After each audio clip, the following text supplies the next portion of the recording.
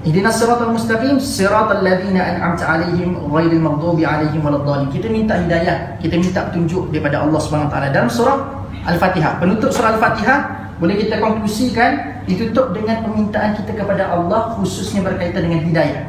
Kita nak minta petunjuk daripada Allah Subhanahu Wa Taala. Dan menariknya surah Al-Baqarah, ni bawa masuk surah Al-Baqarah. Surah Al-Baqarah dimulakan Alif Lam Mim dan selepas itu diceritakan pasal dzalikal kitab la raiba fihi hudan lil muttaqin. Allah menjawab terus bagaimana kita nak peroleh sources of hidayah. Sourcesnya dalam sumber. Sumber. Allah beritahu pada kita apakah sumber untuk mendapatkan hidayah. Dan sumbernya adalah Alkitab. And lepas ni saya akan bagi tahu kenapa Allah tak direct sebut zalikal Quran la raiba fi. Kenapa Allah letak kitab kat situ? Kat sana. Dan satu lagi, anda baca kitab Al-Quran ini, tak ada saya punya presenter. Kitab Al-Quran ini terjemahannya. Tapi kalau ini bukan zalika. Zalika ni maksudnya itu.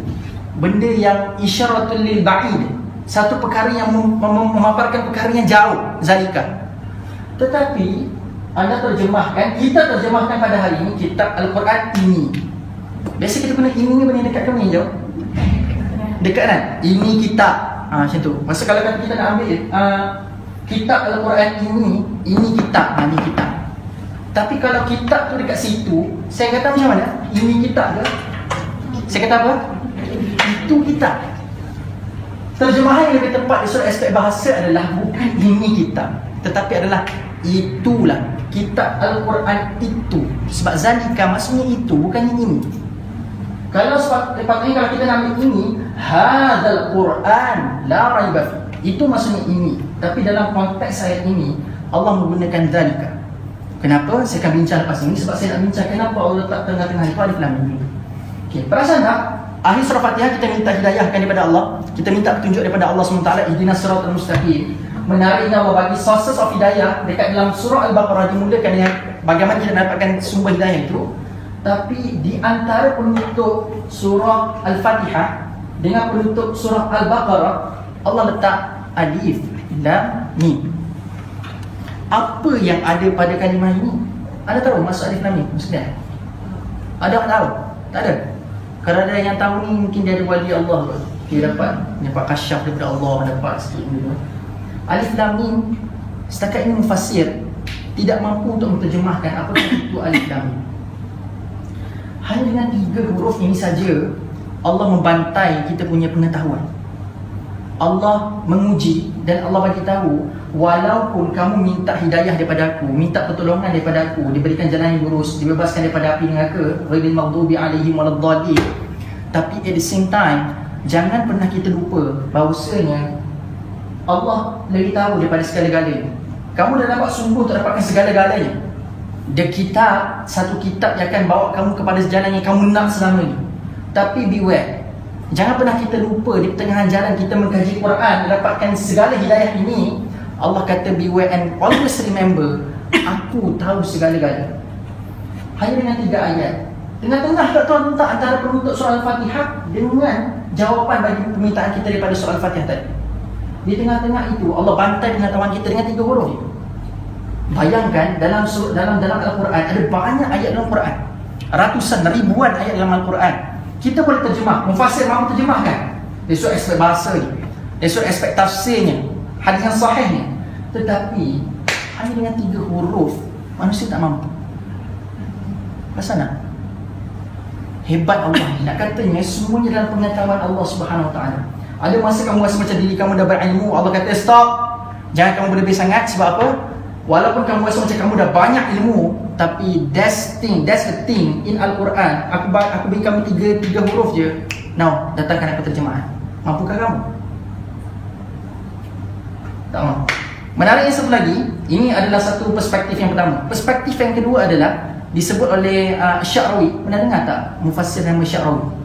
Syekh Mutawalli Sya'rawi adalah satu mufassir yang banyak merekodkan video-video tafsir yang telah memberikan satu tafsiran yang sangat luar biasa dan best untuk kita dengar. khususnya daripada dari sudut lataiful lughah, dari sudut keindahan bahasa dalam Al-Quran. Syekh Mutawalli Sya'rawi sebut surah ini adalah surah Madaniyah. Surah Al-Baqarah, surah Madaniyah. Surah Madaniyah ni maksudnya apa sekalian? Saya takut saya terlampau tinggi. Jelaskan, tahu kan surah Madaniyah itu apa kan? Maksudnya apa? Surah yang diturunkan di Madinah. Macam tu ya terjemahan dia. Betul ke itu maksudnya? Mengucapkan tentang Isu tauhid. Isu tauhid di Madaniyah. Itu di Makkiyah. Isu tauhid, isu Makkiyah. Menarik kalau ada perspektif kata surah diturunkan di Madinah. Kalau kata itulah pengetahuan saya ambil tu untuk kita dekatkan dengan Alif Lam Mim. Surah ini surah Madaniyah dan kita pun maklum surah ini diturunkan di Madinah.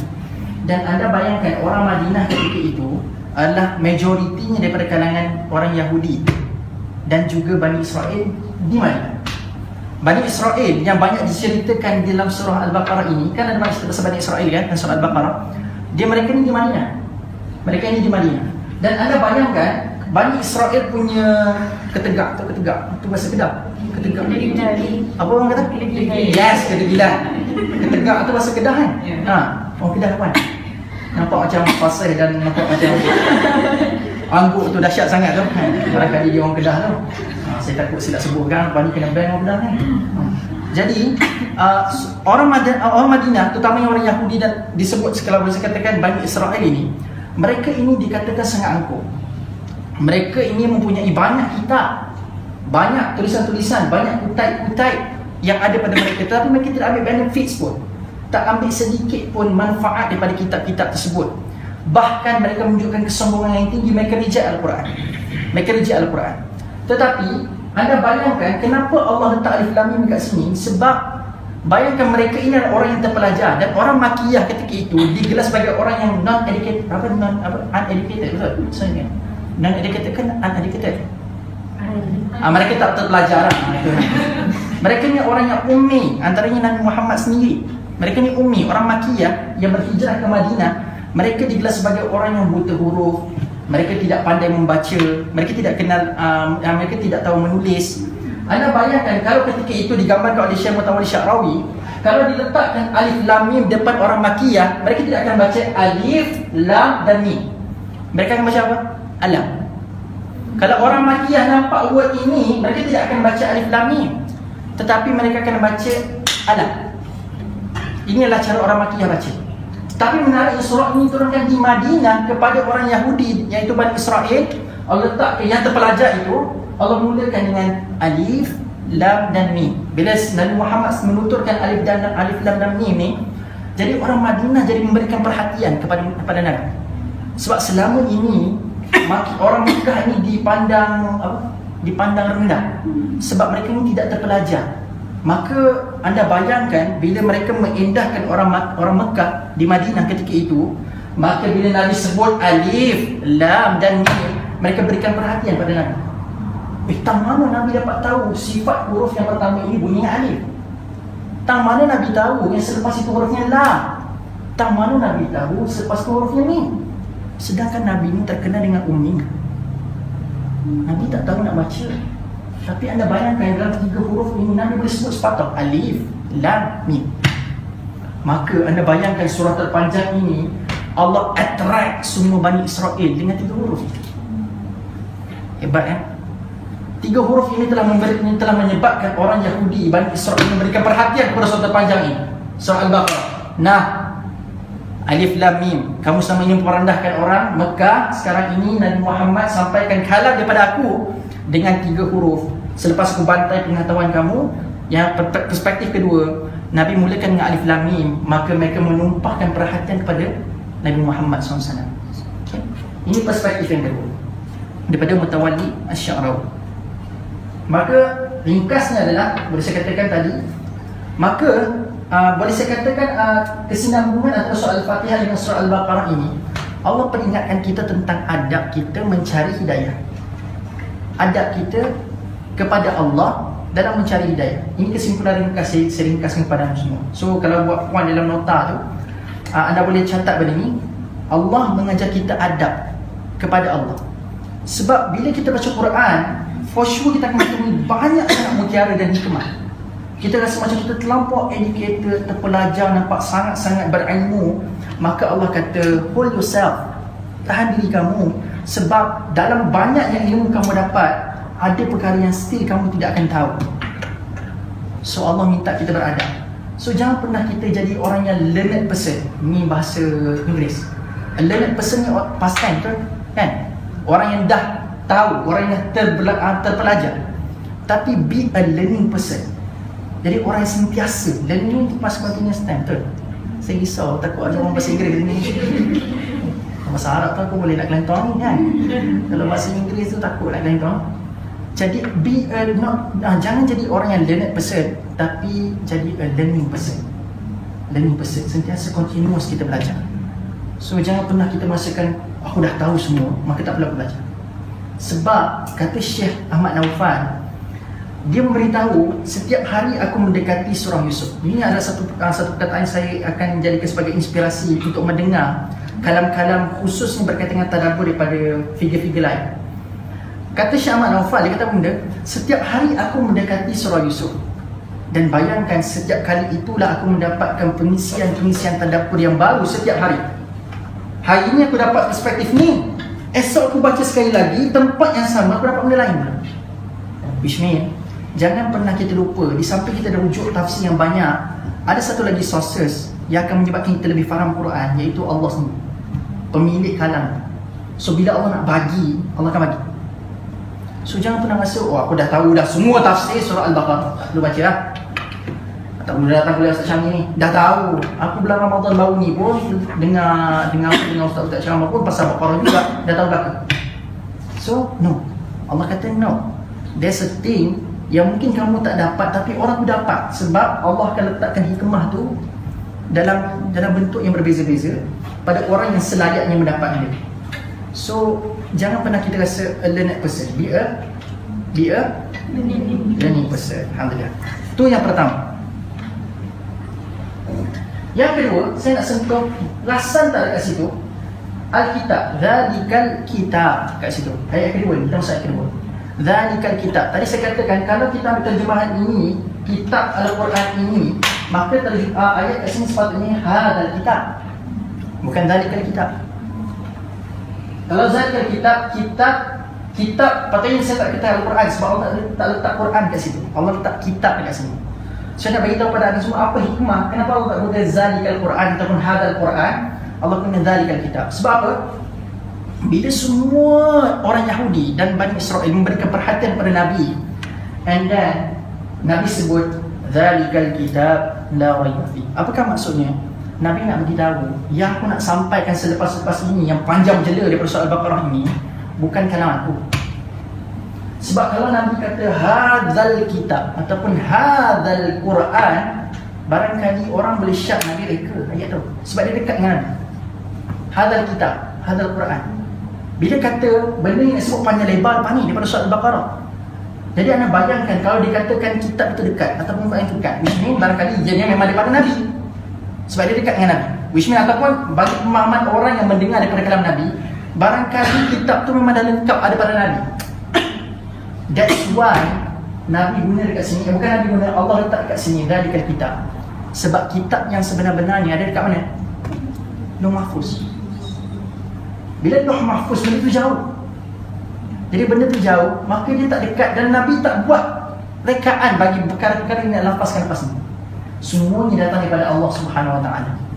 Sebab itu Allah bijak meletakkan kata-katanya. Sebab bila orang Bani Israel telah menumpahkan perhatian kepada Nabi, maka seterusnya Nabi memberikan keyakinan kepadanya, perkara yang aku akan lafazkan lepas ini bukan kalam aku, tetapi adalah kalam daripada Al-Kitab yang letaknya di Lauh Mahfuz, yang datangnya daripada Allah Subhanahu Wa Taala.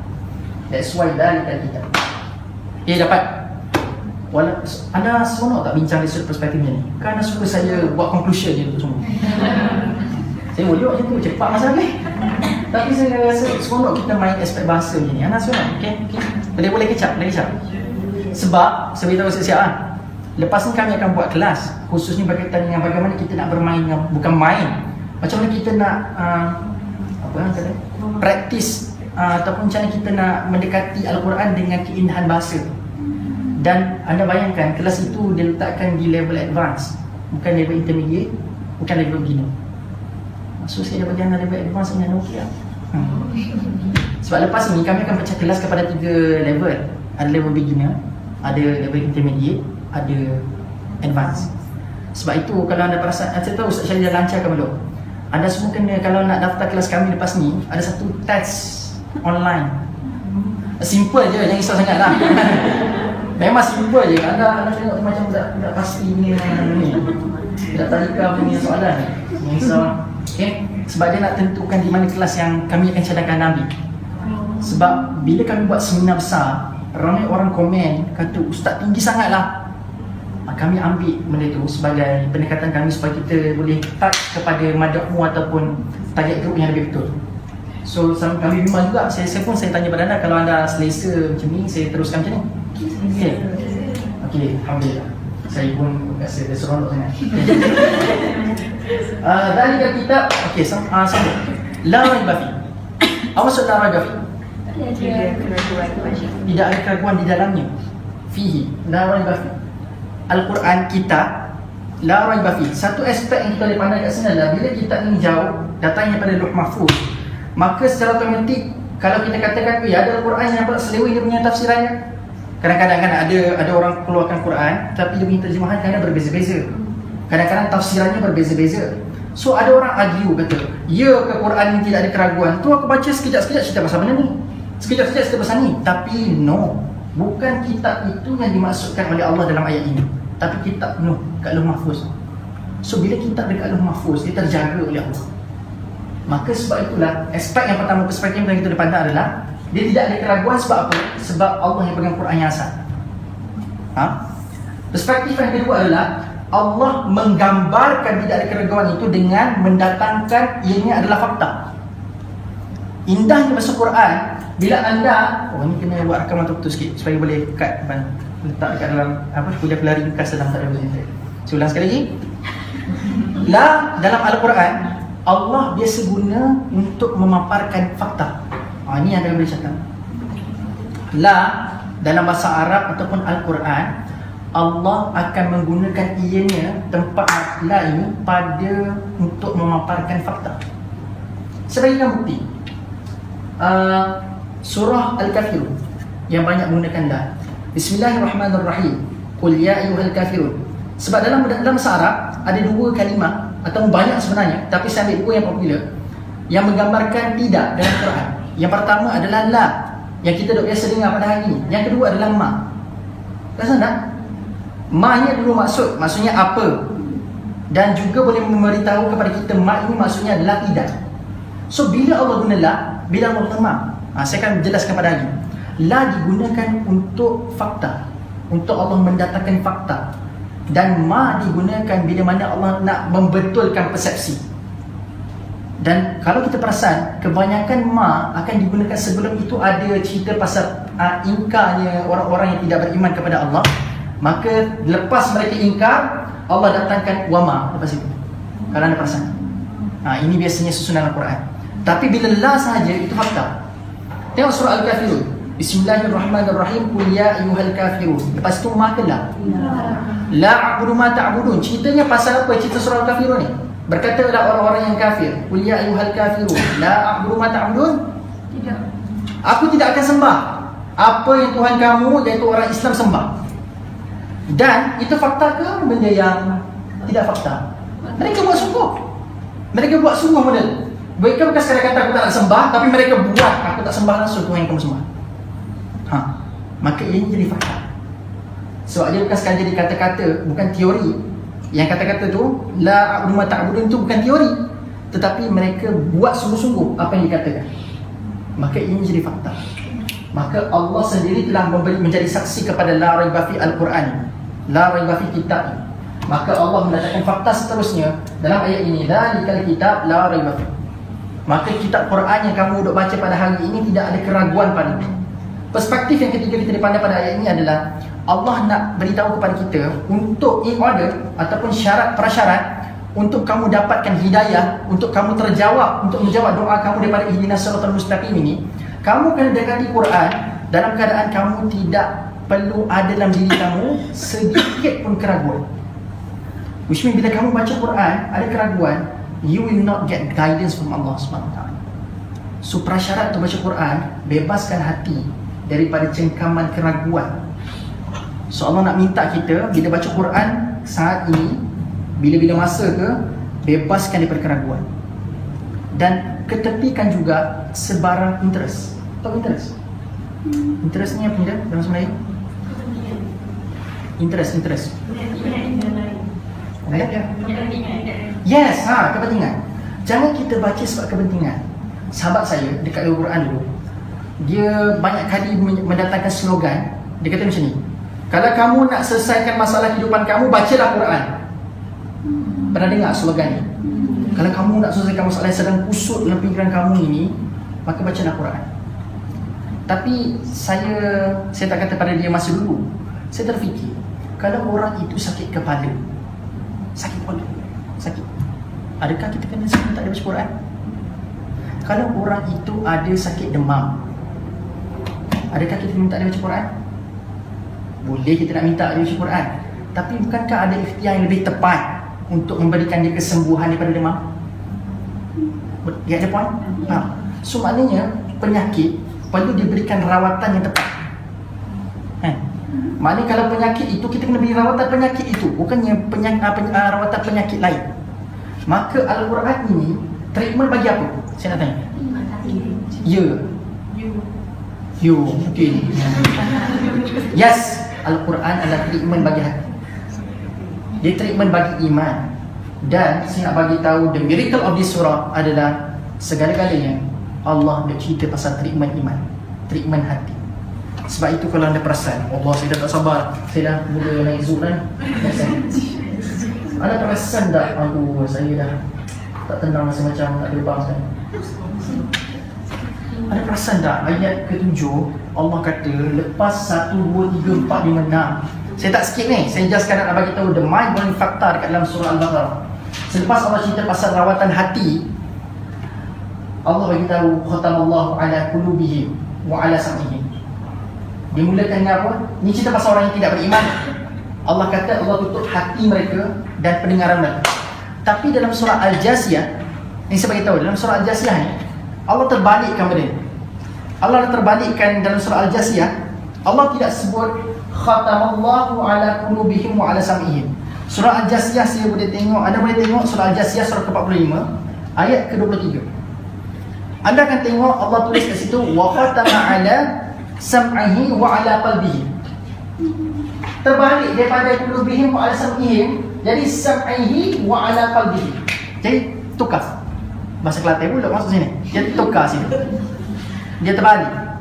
Jadi sepatutnya ditakdimkan qulubihim dan ditakhirkan sam'ihim, maka tiba-tiba dalam surah Al-Jathiyah ayat ke-8 ayat ke-23 anda akan perhatikan Allah terbalikkan ala sam'ihi wa ala qalbihi. Betul? Kan? Anda buka surah Al-Jasiyah ayat ke-23. Dia tidaklah dimulakan dengan buah khatamah tu, dia panjang lagi lepas tu tengah-tengah tu buah khatamah ala. Betul? Kan? Dia terbalik. Jadi Allah kenapa dalam surah Al-Baqarah diletakkan didahulukan qulubihim baru sam'ihim, dan dalam surah Al-Jasiyah didahulukan sam'ihi baru qalbihi? Sebab apa? Anda kena tunggu sampai habis rancangan. Acik je tu. Anda rasa macam dah lapar gila nak dengar juga saya puas buku. Sebab ada sebab saya tak sampai lagi cerita tu. Sebab anda terlampau cepat sangat. Saya nak bagi anda teaser. So anda dah nampak dah outcome pembelajaran kelas pada ini. Kenapa Allah dahulukan qulubihim dalam surah Al-Baqarah, dan kenapa dalam surah Al-Jasiyah Allah dahulukan sam'ihi? Dalam bahasa terjemahannya adalah dalam surah Al-Baqarah Allah dahulukan hati, ditutup hati, baru ditutup pendengaran. Tapi dalam surah Al-Jasiyah Allah dahulukan tutup telinga dulu, tutup sependengaran dulu, baru tutup hati. Okay? Saya rasa kalau anda dah dapat outcome ni, bila saya ceritakan selepas ayat ke-3, ke-4, ke-5 sampai ke-6, ke-7, ke-6 ni, anda semua akan dapat jawapan dah. Kenapa Allah dahulukan qalbihim, dan kenapa dalam surah Al-Jasiyah Allah dahulukan sam'i. So make sure anda tak offside bila baca. Okay, tak offside. So anda stay tune, stay fokus, nampakkan apa kaitan dia.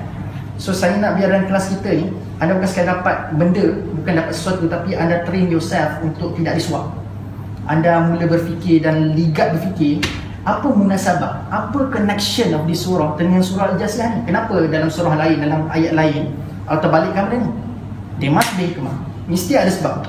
Okay? Kembali kepada ayat kedua tadi. Bawa ayat kedua.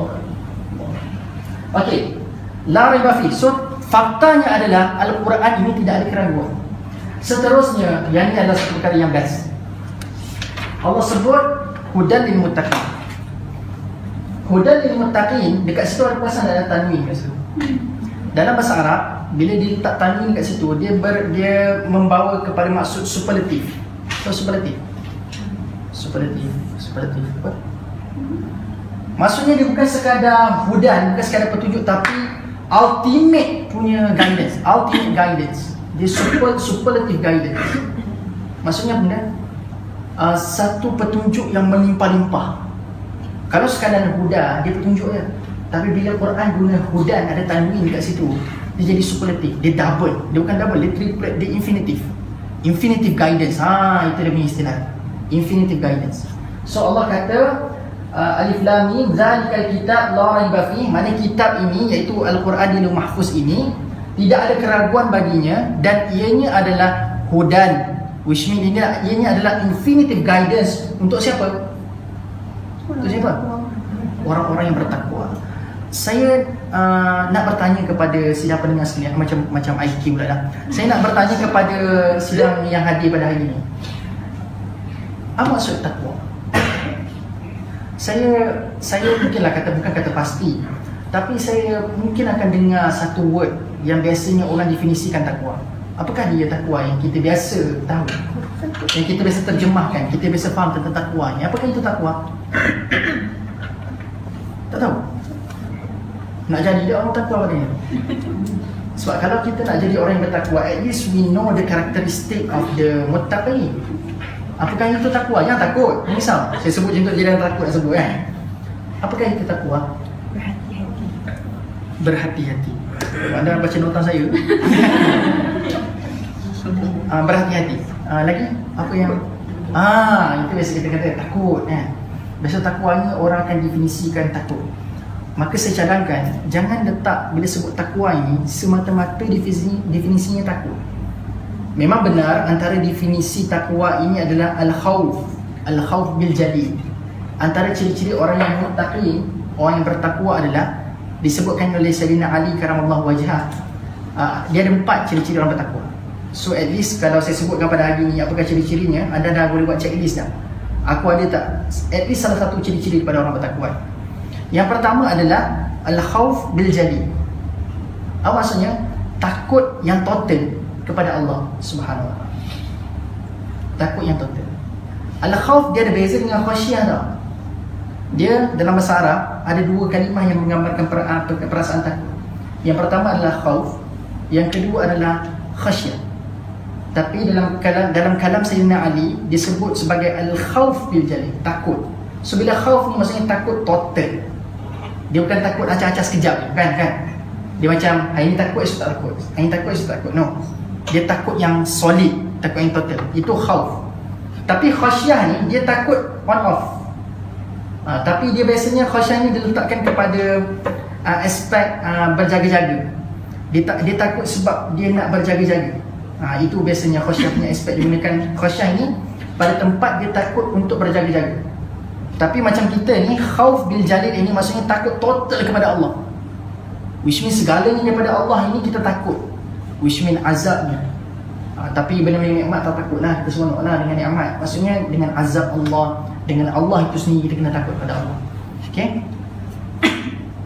Sampai mana ni? Okay, al-khawf bil jalil. Yang kedua adalah Allahu Akbar, al-khawf bil jalil wal amalu bil tanzil. Yang saya nak sebut, dia punya tu. Al-khawf bil jalil wal amalu bil tanzil wa isti'dad li yaumir rahim. Okay, yang kedua adalah ar-ridha bil qalil. Okay. Al-khawf bil jalil, itu yang pertama. Okey. Yang kedua adalah ar-ridha'u bil qalil. Maksudnya adalah ciri-ciri kedua orang bertakwa adalah dia redha dengan perkara-perkara yang sedikit. Ni redha bukan pasrah. Dah macam mana gaji aku 2000 je macam tu. Itu pasrah. Dia redha ni datang dengan dia bertawakal kepada Allah. Ini redha. Biasanya kalau anda nak faham terma apakah itu redha dan pasrah, anda kena tengok cerita Ombak Rindu. Anda tengok akhir part itu, kan anda tengok Ombak Rindu. Anda tengok di akhir babak itu, Lisa Subrihani dia ajar kita apakah itu redha dan pasrah. Okey? Dia ada beza antara redha dengan pasrah. Saya tak ingat ada dialog dia, tapi dia dah ajar kita apakah itu beza redha dan pasrah. Pasrah ni adalah anda give up. Macam tu dah. Okay, macam mana? Macam tu dah takdir hidup aku. Itu pasrah. Tapi kalau redha, dia datang bersamanya tawakal kepada Allah. Ada lagi pergantungan, ada lagi hope kepada Allah. Maka ciri-ciri kedua orang-orang yang bertakwa adalah mereka ini ar-ridha'u bil qalil. Mereka redha dengan perkara yang sedikit. Bukan sekadar nak macam ni aku dapat sikit ni, redha je lah. Apa? Redha. Dia kata redha tapi dia pasrah tu kan. Kalau redha aku dapat sedikit, alhamdulillah, aku akan manfaatkan sebaik. Itu maksudnya. Okey. Yang ketiga adalah wal amalu bitanzil. Wal amalu bitanzil. Maksudnya apa benda? Mereka beramal dengan perkara yang telah diturunkan oleh Allah kepadanya. Wal amalu bitanzil. Seringkaskan yang keempat, wa isti'adadu bil yaumir rahim. Yang keempat ini adalah sentiasa bersedia untuk menghadapi hari kematian ataupun hari kiamat. Ini ada ciri yang keempat. Cuba ulang balik 4 ciri-ciri orang bertakwa. Yang pertama, sebutlah bahasa Arab dia. Kita nampak zoom sikit kan. So lepas ni kalau pergi ceramah ke kampung-kampung, dapat penumpang ceramah dekat office, sebut bahasa Arab sikit. Oh kata ni hebat ni ustaz ni. Hebat ni ustaz ni. Yang pertama apa tadi? Yes, al-khawfu bil jalil, takut total kepada Allah. Yang kedua, ar-ridha'u bil qalil. Maksudnya redha perkara-perkara yang sedikit. Yang ketiga, wal amalu bitanzil, dia beramal dengan perkara yang telah diturunkan oleh Allah. Yang seterusnya, yang last sekali, wa isti'dadu bil yaumir rahim. Isti'dadu bil yaumir rahim. Okey? Isti'dadu bil yaumir rahim. Sentiasa bersedia untuk menghadapi hari kiamat. Ini 4 ciri orang yang bertakwa disebutkan oleh Sayyidina Ali. Maka Allah kata dalam ayat ini, dia adalah petunjuk bagi orang ni siapa? Orang yang bertakwa. Maka antaranya adalah orang yang bertakwa ini, dia sentiasa ada 4 cirinya antaranya disebutkan kalau kita nak terjemahan ini. Yang seterusnya adalah at least dia nampak maksud takwa ini orang yang sentiasa berhati-hati. Bak kata Puan, Cik, bak kata saudari ataupun tadi, bak kata siapa, hati-hati. At least kita merasakan hati-hati. Ini antara ciri-ciri orang bertakwa. Dia sentiasa beware dengan setiap perkara yang dilakukan. Sebab menariknya, rasa tak lepas ini diceritakan pasal alladzina yu'minuna bil ghaib. Dia berhati-hati. Sebab tu anda kalau baca Quran, anda jangan pernah miss babak-babak kaitan. Saya suka anda kalau kita semua dapat tengok apa kaitan, the link, bagaimana Allah susun ayat-ayat dalam Quran. Cerita pertama, Allah tak perhatian. Cerita kedua, Allah cerita pasal kitab yang tidak keraguan dan petunjuk bagi orang yang bertakwa, the infinitive guidance bagi orang yang bertakwa. Seterusnya, Allah cerita pasal alladzina yu'minuna bil ghaib, yang beriman kepada perkara-perkara ghaib. Disambung lagi, wa yuqimunas shalah wa mimma razaqnahum yunfiqun. Apa maksudnya? Orang yang beriman dengan perkara-perkara ghaib, mereka ini mendirikan salat dan mereka membelanjakan apa yang telah direzekikan kepada mereka. Saya nak anda perhatikan sequence yang Allah gunakan dalam ayat ini. Pertama, Allah kata mereka ini beriman kepada perkara ghaib, dan lepas mereka beriman kepada perkara ghaib, mereka buat apa? Mendirikan salat. Which means, apa yang kita boleh belajar dalam ayat ini adalah hanya sebenarnya orang yang beriman dengan perkara ghaib, mereka tidak akan ada masalah untuk meninggalkan solat. Sebab kan ini kenapa orang tinggalkan solat? Setuju tak kalau saya katakan sebab mereka rasa macam tidak ada orang perhatikan mereka? Oh, tak ada orang tengok, so nak tinggalkan solat. Sebab mereka rasakan tidak ada perhatian, sebab mereka tidak beriman dengan perkara lain. Sebab itulah Allah kata sekuensnya adalah, first kali prasyarat untuk kamu mengekalkan momentum kamu solat, kamu kena kukuhkan jati diri kamu dengan kamu kena meyakini beriman dengan perkara-perkara gaib. So bila mana kamu berjaya beriman dengan perkara gaib, kamu akan mudah yuqimunas salat. Saya tak kata sekadar semayang, tapi Allah sebut dalam ayat ini yuqimunas salat. Dia bukannya bil ghaib sallu, mereka pun solat, tapi Allah kata bil ghaib wa yuqimunas salat. Perasan tak bila perintah Allah untuk kita bersolat dalam Quran, Allah tak kata sallu, sallu, semayang, semayang. Aku gambar kan, semayang, semayang. Allah tak kata sallu, sallu, sallu, semayang, semayang. Tapi Allah kata macam mana perintah Allah untuk solat? Aqimus salat. Bak puan, kenapa Allah letak aqimu depan tu? Kenapa tidak sallu je? Perintah yang sama, solat lah, solat. Yang kedua dah, dirikan solat. Sebab Allah kata, Allah nak minta kita bukan sekadar kita menunaikan solat, tapi menunaikan jati diri melalui solat. Which mean, benda yang telah didirikan dia akan kukuh, dia tidak akan mudah roboh. Maka Allah nak minta kita ni bukan sekadar solat ini sebab sebab apa? Sebab kewajipan, tapi kamu akan dapat benefit ni one day. Benda yang telah kamu bina, kamu akan dapat benda tu one day, benefit ni one day. Bukan sekadar kamu buat tu sekadar kewajipan. Oh sebab solat ni wajib, gila solat.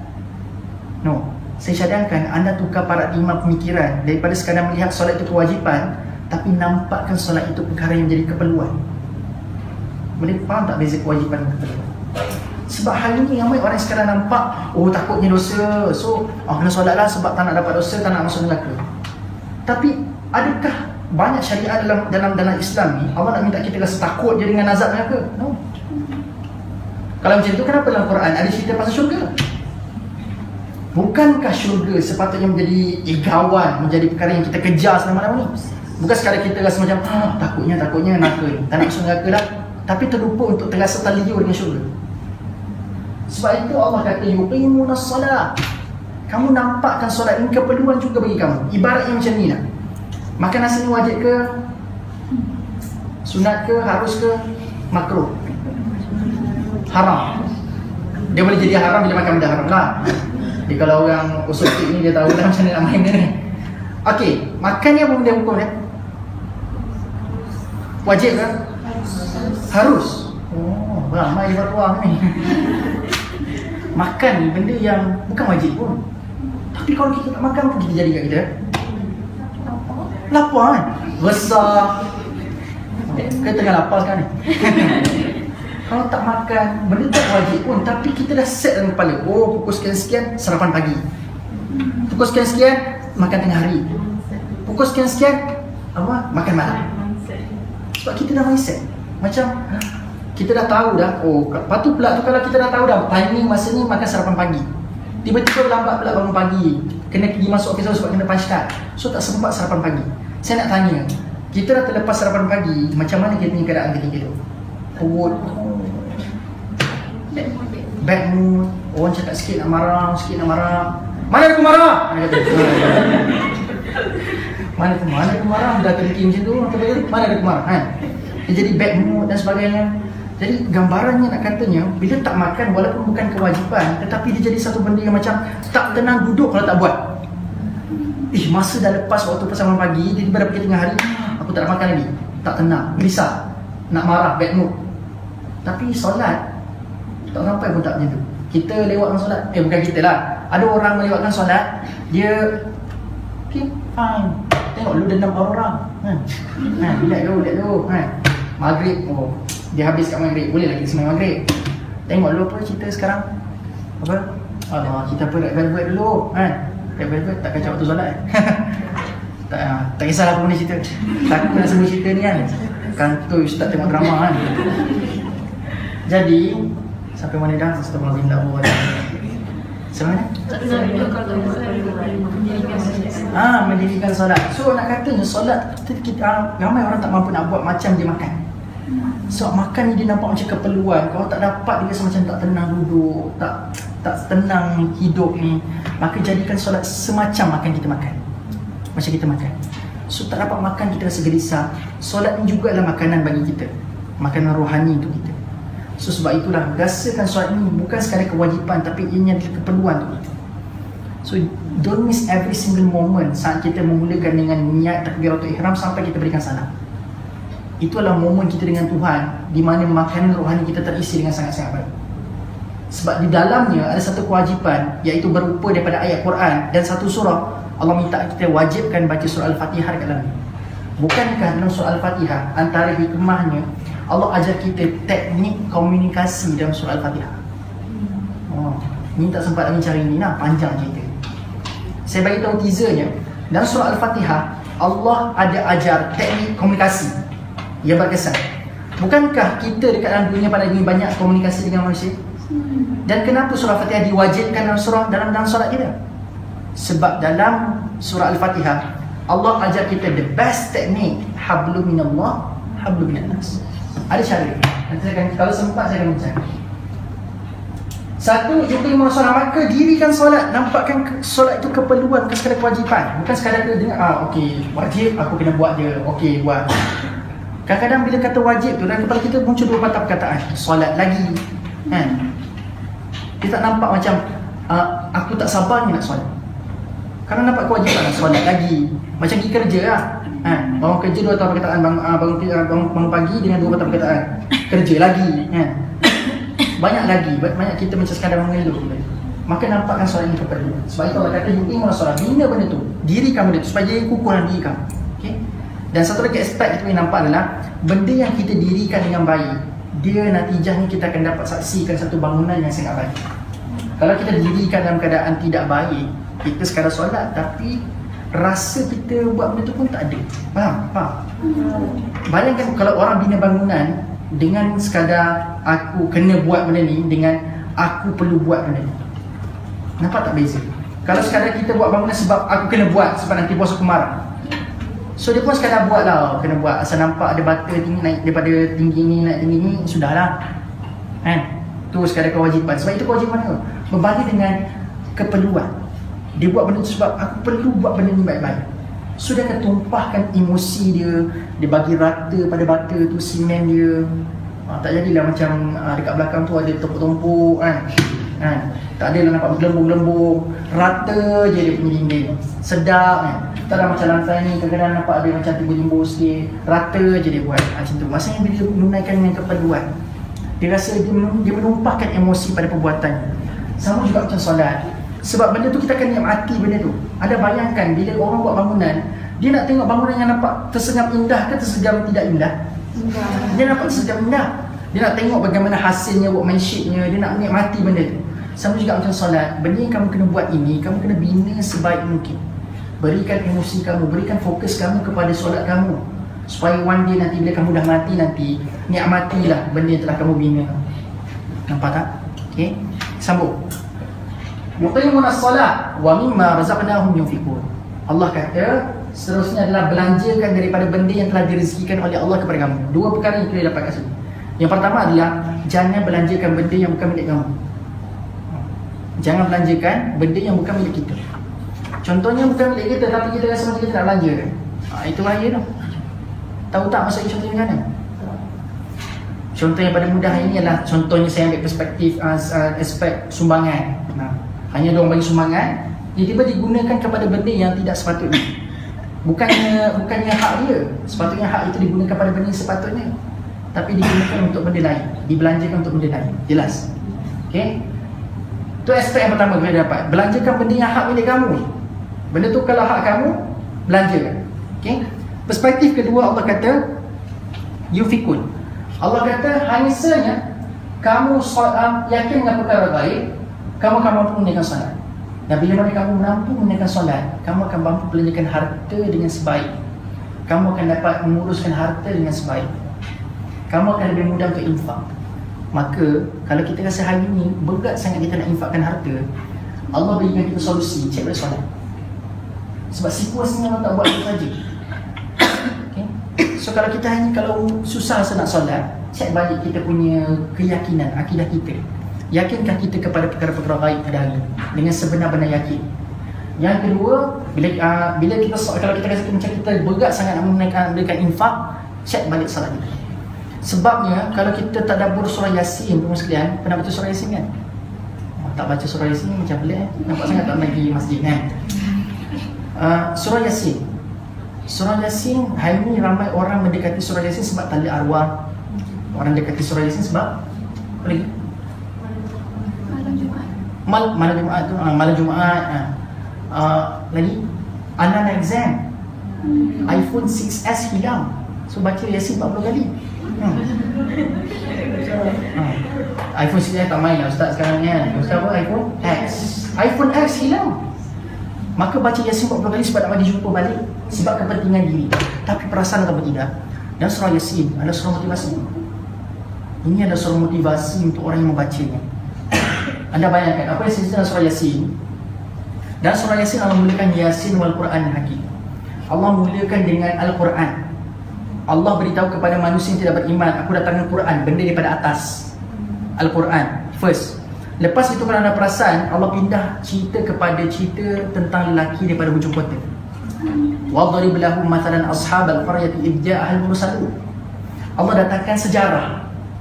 Kamu tak nak beriman dengan Quran? Okey, fine. Barangkali mungkin tak kena dengan jiwa kamu Quran ini. Next, daripada atas kamu reject, kamu tepis macam tu saja without any respond. Sebab kalau anda baca surah Yasin, anda takkan jumpa respon orang-orang yang tidak beriman kepada Allah. Allah datang Quran, mereka reject dalam keadaan silent reject. Tahu silent reject? Anda bayangkan mereka reject, dalam hati mereka merencanakan perancangan jahat untuk membunuh Nabi. Mereka reject Al-Quran. Allah datang Al-Quran daripada atas, mereka reject, tepis dalam keadaan silent reject. Silent rejection. Allah seterusnya mungkin tak kena dengan jiwa kamu. Okey, fine. Sebab Allah Ar-Rahman, Allah datangkan pula daripada sejarah. Mungkin barangkali dengan sejarah ini kamu akan beriman kepada Allah. Tapi ternyata tidak. Mereka mengancam pula orang yang berdakwah itu dengan ancaman bunuh. Lanarjumannakum wa layamassannakum inna azabun. Ini cerita pasal sejarah orang-orang yang kaum Yasin. Mereka tidak beriman, mereka mengancam bunuh. Jadi orang yang tidak beriman dengar cerita ini, mereka still tidak ambil pengajaran. Bahkan silent rejection kali kedua. Which mean atas Quran mereka reject, perkara dekat belakang sejarah pun mereka reject. Dah tu nak bagi apa lagi? Atas tak bagi, tak nak, belakang pun tak terima. Now Allah bagi benda yang sepatutnya kamu tak perlu reject dah, sepatutnya. Kalau atas mungkin kamu akan berikan alasan tinggi sangat bahasa Arab ni susah, tak apalah kamu reject atas. Belakang, sejarah, benda fakta, kamu tak nak lagi beriman, fine. Sekarang aku bagi benda yang memang jelas depan mata kamu, alam. Yang ketiga, Allah datangkan alam dalam surah Yasin. Sebab tu jangan nampak surah Yasin surah tali arwah je. Bukan surah untuk kita meratapi. Ini surah motivasi dia untuk kita. So Allah kata atas reject, belakang reject, now depan. Alam ciptakan pada kamu. Tapi bayangkan sekali lagi mereka silent rejection. Mereka reject dalam keadaan tidak ada sebarang respon. Anda baca surah Yasin, semua perintah, semua cerita, semua benda yang Allah cipta, tidak ada langsung sebarang respon daripada orang-orang yang tidak beriman itu. Tetapi kaitannya dengan ayat ini adalah bila Allah sentuh je dekat ayat, apa lepas ayat wa ma ta'tihim min ayatin min ayati rabbihim illa kanu anha muridin faqad kadzabu bil haqqi lamma ja'ahum. Bukan kan? Wa idza qila lahum anfiqu wa idza qila lahum anfiqu mimma razaqakumullah. Kan anda ingat tadi Quran mereka reject, mereka senyap, silent rejection.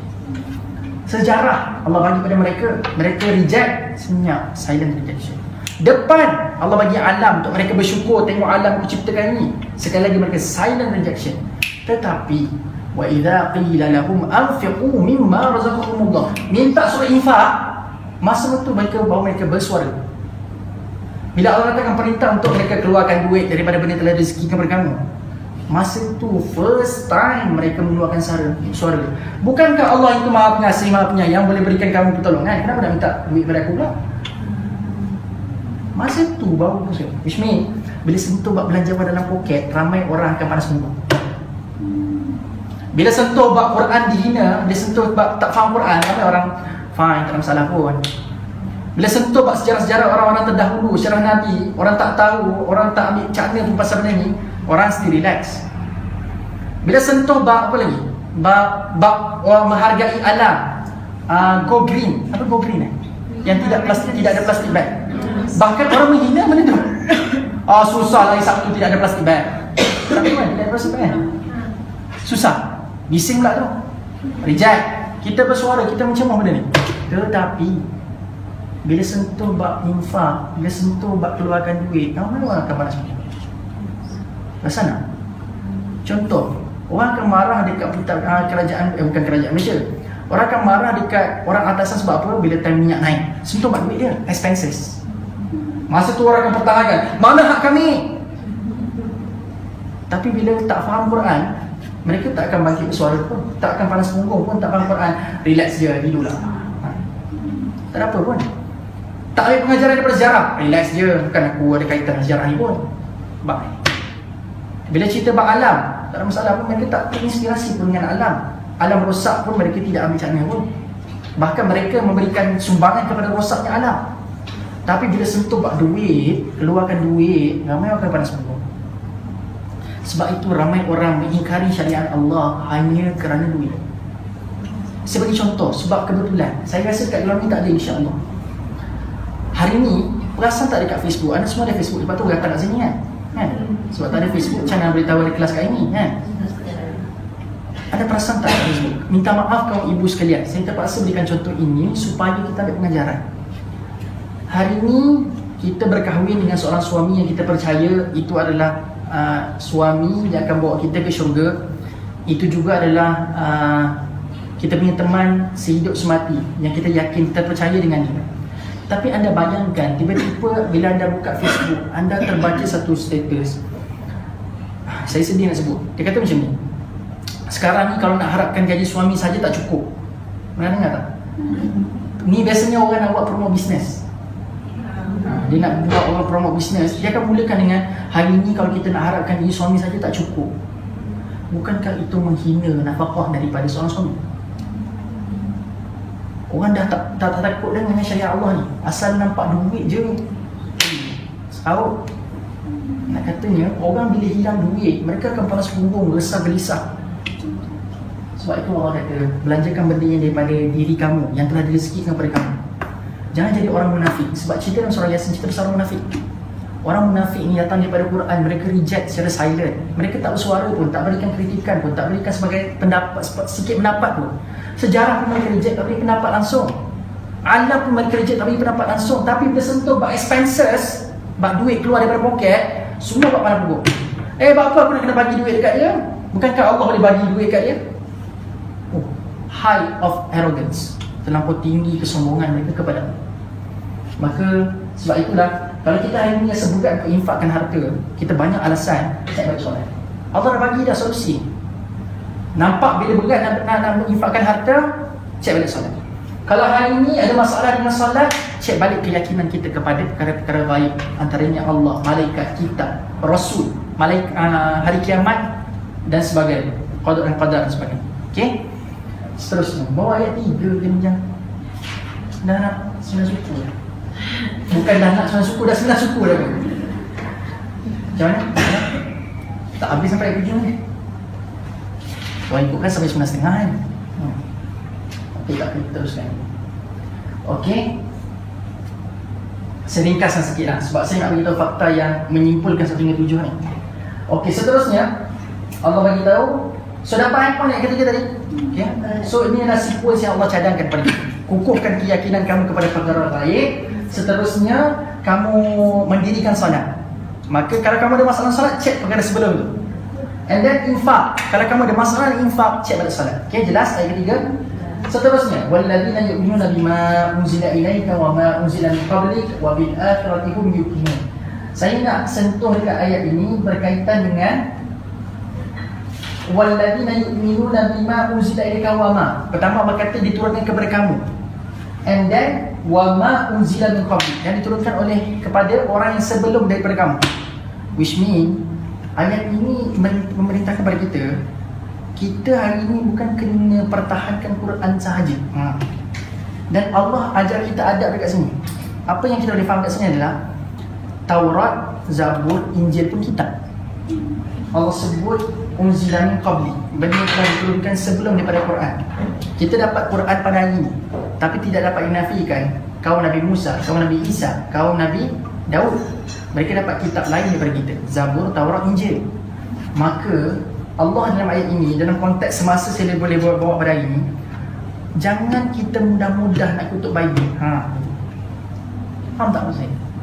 Sebab Bible ni walaupun katanya tokoh tambah daripada kitab apa? Injil ke Taurat? Injil kan? Walaupun kata ada tokoh tambah, tetapi berhati-hati. Sebab barangkali ada kalamullah dekat dalam ayat tu, dalam Bible yang mungkin tidak ada tokoh tambah. Anda boleh, bukan boleh kutuk, maksudnya anda boleh tidak yakin dengan ajaran dan keyakinan dia, tapi jangan pernah sekali-kali kutuk kitab suci. Ini tidak beradab di sisi kita beragama Islam. Sebab itulah orang kafir, orang Kristian, mereka buat upacara bakar Quran, itu salah. Itu benda yang sangat-sangat terkutuk di sisi mereka. Itu tak nak buat. Tapi jangan pula kita buat upacara bakar Bible. No. Sebab in the Bible there are some words yang masih kekal dari kalam Allah. So sebab itu Allah minta supaya kita berhati-hati, beriman dengan perkara apa? Dengan kitab yang telah diturunkan kepada kamu, yang ini Quran, dan unzila min qabli, which means yang solid, yang sahih daripada kitab Injil, Taurat, Zabur lah.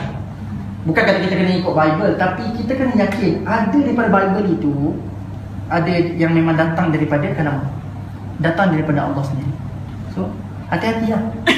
So janganlah kita kata, oh dia orang baca Quran, kita pun bakal Bible. Gitu. Saya bawa ayat ini lebih dekat dengan konteks masa supaya anda boleh nampak, boleh faham. Okay? Kita ringkaskan sikit pergi ayat kelima. Ulaika ala hudan min rabbihim, mereka ini orang yang telah mendapat petunjuk daripada Tuhan mereka, hudan dari dapat ada guidance. Wa ulaika humul muflihun. Ini penutup bagi cerita pasal orang yang beriman. Wa ulaika humul muflihun. Allah kata orang yang telah dapat ultimate guidance ini, mereka adalah orang-orang yang berjaya.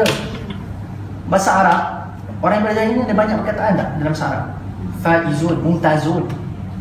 Tapi kat sini Allah tak guna faizun, humul faizun. Allah tidak guna humul mumtazun. Allah tidak guna benda itu menggambarkan orang yang berjaya, tapi Allah guna muflih. Anda tahu tak muflih ni maksud dia apa?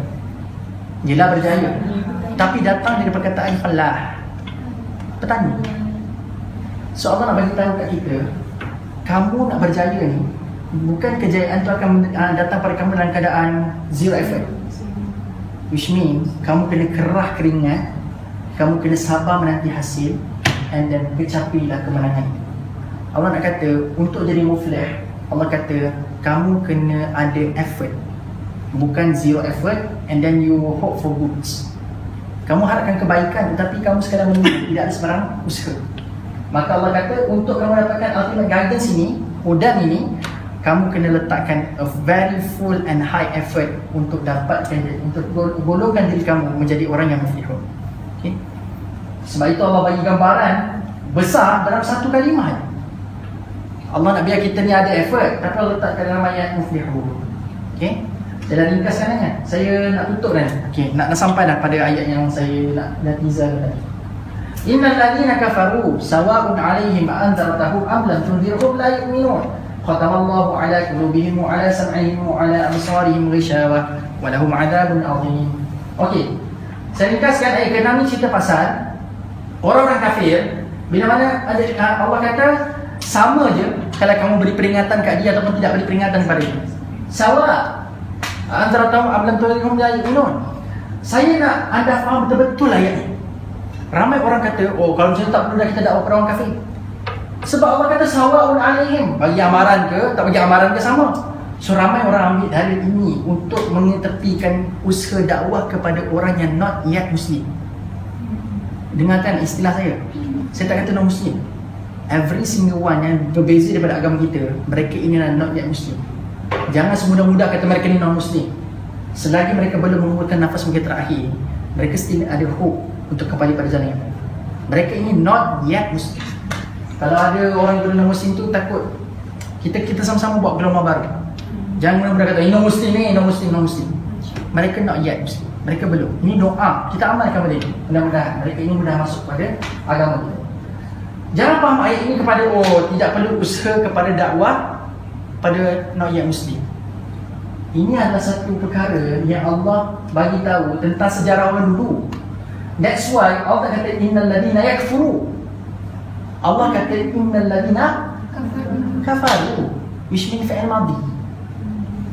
The past punya story. Ni cerita pasal benda yang berlaku. Bila mana diberikan ayat kepada mereka, diberikan peringatan kepada mereka, mereka sendiri tak nak obey Allah. Mereka tak nak beriman kepada Allah. Soalnya kena faham konteks ayat ni betul. Jangan semua mudah ambil sebagai dalil. Hari ni bila tengok ada satu persatuan buat dakwah kepada rakyat Muslim, apalah ramai orang Muslim tengah rosak. Kita condemn. Kan ada orang condemn ni. Kan ada kan persatuan-persatuan yang galak menjalankan dakwah kepada rakyat Muslim. Tapi ada pula mulut-mulut yang busuk. Mulut-mulut yang jahat ini, mereka duk mencemooh orang-orang yang buat usaha. And then mereka menggunakan dalil ini sebagai sandaran. Sedih. Sedangkan konteks saya ini bukan merujuk kepada situasi sekarang. Allah cerita pasal benda orang terdahulu buat. Nabi datangkan ayat kepada mereka. Nabi datangkan peringatan amaran keras kepada mereka. Tetapi mereka ini sawa'un alaihim. Mereka ini still sama. Mereka tidak beriman kepada Allah. Okay. And then Allah cerita ni pasal orang dulu, bukan sekarang. Kalau kata orang sekarang, alladzina yakfuru, yakfur. Tapi kat sini kafaru, fi'il madhi. Okay. Yang terakhir, yang ni poin yang akhir yang saya tak sabar itu kepada anda. Khatamallahu ala qulubihim wa ala sam'ihim. Kan saya beritahu tadi dalam surah Al-Jasiyah ayat berapa? 23. Surah Al-Jasiyah ayat 23. Allah menterbalikkan, Allah mendahulukan sam'ihi and then baru qalbi. Dalam surah Al-Baqarah Allah dahulukan qulubihim baru sam'ihim. Okey, kalau anda betul-betul faham dan betul-betul fokus kepada benda saya sampaikan sebentar tadi, anda akan nampak kenapa dalam surah Al-Baqarah Allah dahulukan qulubihim baru sam'ihim. Kenapa agak-agak ya?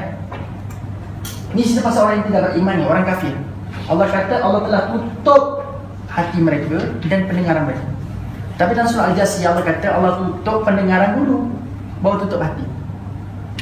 Apa yang anda perasan? Daripada ayat 1 hingga 6, jawapan ini ada tak?